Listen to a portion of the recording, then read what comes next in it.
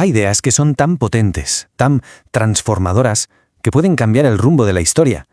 Y lo curioso es que a menudo no surgen de grandes teorías, sino de la crisis personal de un solo individuo. Hoy vamos a meternos de lleno en esas ideas que acabaron moldeando el mundo occidental tal y como lo conocemos. Para entenderlo todo, hay que empezar por el principio, por el problema que fue la chispa que encendió una auténtica revolución. Y todo comienza con una pregunta que atormentaba día y noche a un monje del siglo XVI llamado Martín Lutero. Y ojo, que para Lutero esto no era una cuestión filosófica abstracta, para nada. Era una fuente de terror, de un terror muy personal y muy real. Vivía absolutamente angustiado por sus propios fallos, por su pecaminosidad y por la idea de una justicia divina implacable. Lo intentó todo, de verdad.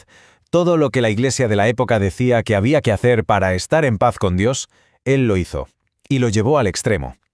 Pero nada funcionaba, de hecho, era peor. Cuanto más se esforzaba, más desesperado se sentía. Llegó a un punto en el que confesó que odiaba a ese Dios al que intentaba complacer con todas sus fuerzas. Esta crisis tan profunda le obligó a buscar respuestas en otro sitio, en un lugar diferente, y eso le llevó a cuestionar la base misma de la autoridad religiosa de su tiempo. Y aquí vemos un giro radical. La visión que predominaba en aquel entonces era que la autoridad era como un taburete de 3 patas. La Biblia sí, pero también la tradición de la Iglesia y las decisiones del Papa y los concilios. Lutero, en cambio, dijo, no, solo hay una autoridad final, una sola fuente suprema, la Escritura, y nada más. Claro, defender esto le trajo problemas. Y el momento culminante, el más dramático, llegó en 1521. Lo llevaron a juicio ante el mismísimo emperador del Sacro Imperio Romano-Germánico y le ordenaron que se retractara de todo lo que había escrito. Su defensa en aquel juicio articuló un principio que era para la época totalmente revolucionario. La conciencia de una persona solo está sometida a la palabra de Dios. No a papas, no a concilios, solo a la Biblia.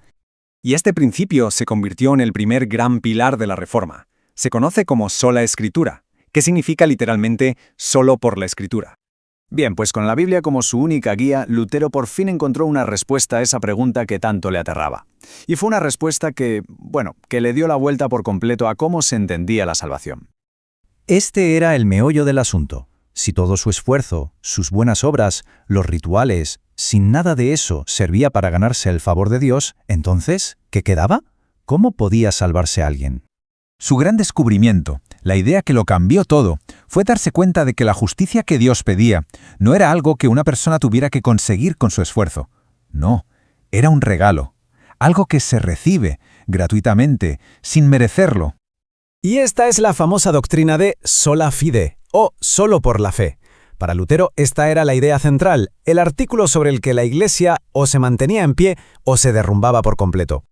El mecanismo teológico que explica esto se llama imputación. Suena complicado, pero la idea es como una gran transacción divina. Imaginad 2 cuentas bancarias. El pecado del creyente se carga en la cuenta de Cristo, y la justicia perfecta de Cristo se abona en la cuenta del creyente. La analogía que se usaba es muy potente. Es como si un príncipe cubriera los harapos de un mendigo con su propio manto real para que el mendigo pudiera presentarse ante el rey. Y claro, esta imagen ilustra perfectamente el siguiente pilar, sola gratia, o solo por la gracia.